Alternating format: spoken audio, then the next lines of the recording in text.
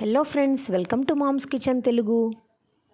వేడి వేడి అన్నంలో కాస్త నెయ్యి వేసుకుని తిన్నా, పెరుగన్నంలోకైనా, రాగి సంగట్లోకైనా, అంతకన్నా ఎక్కువగా రుచికరమైన సద్యన్నంలోకైనా సూపర్ కాంబినేషన్గా ఉండే పచ్చి మామిడికాయల తురుము పచ్చడి నేను చెప్తే నా మాటలతో కాకుండా రియల్ సౌండ్స్ వింటూ వీడియో చూస్తూ మీరే రెసిపీని నేర్చుకొని తయారు చేసుకొని తినండి.